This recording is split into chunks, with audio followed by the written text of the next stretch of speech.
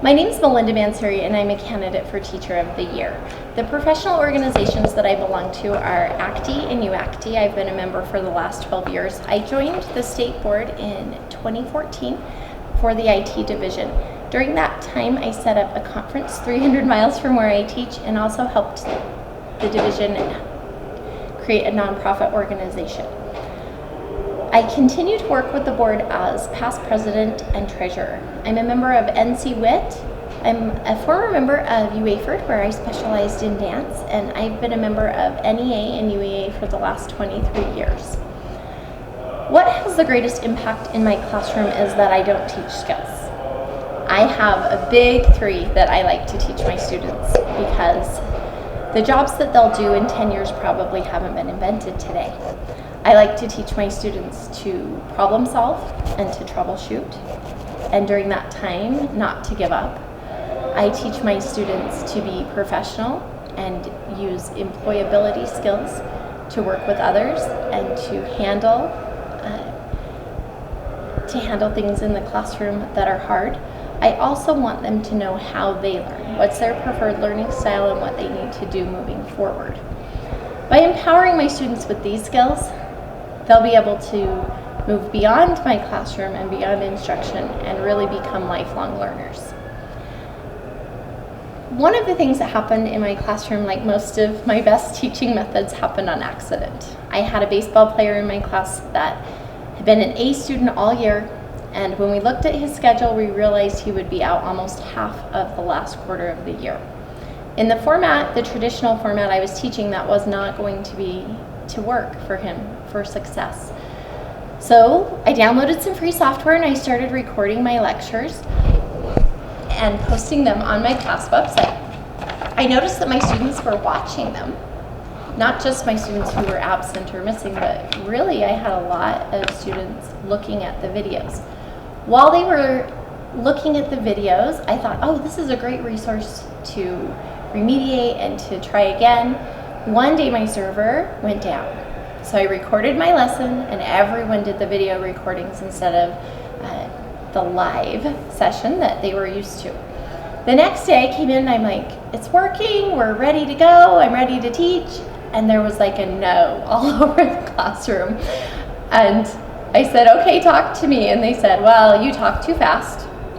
And sometimes I'm not ready to go because you start right when the bell rings. And I'm not ready to learn yet. And then I've missed the first steps and I'm lost. It was an aha moment for me because I was a very traditional teacher at that point in time.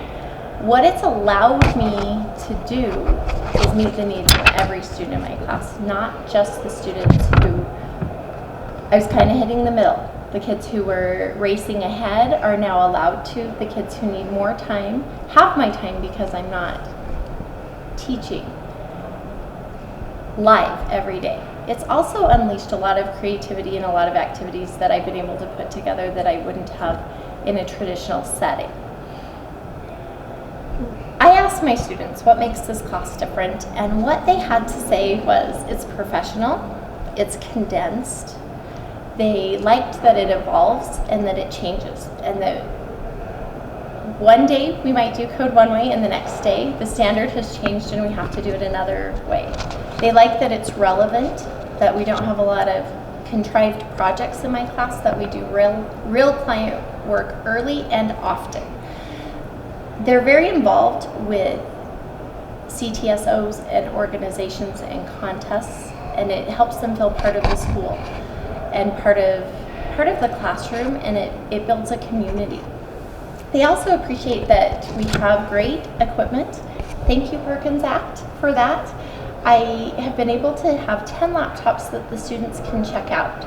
This has been really important to me because I have students that the digital divide is real. We have students who don't have access at home, and this allows students access to the software and the computers that they need regardless of their socioeconomic status. The other thing that my students always mention is that in my class we never give up. Maybe it hasn't worked the first 3 times, maybe it hasn't worked the first 300 times, but we don't give up and we keep trying until we find a solution. These Teaching them the grit and the skills to be successful is very important to me because web design didn't exist the first time I went to college. The internet was in its infancy, and I know that in 20 years, the skills I'm teaching them today will be irrelevant. One of the greatest challenges I feel that is facing CTE is the gap between the skills and the workplace. My students, the first year I was teaching in the capstone program, had great skills, and all summer I kept finding them at Costco, fast food restaurants, being a lifeguard. And so I went back to the drawing board, and I recruited a work-based learning teacher who could help with internships and job skills. We've worked together for the past 5 years, really integrating work-based skills and professional learning into the classroom. And I found that it's replaced my discipline in the classroom, because we talk about, is it professional?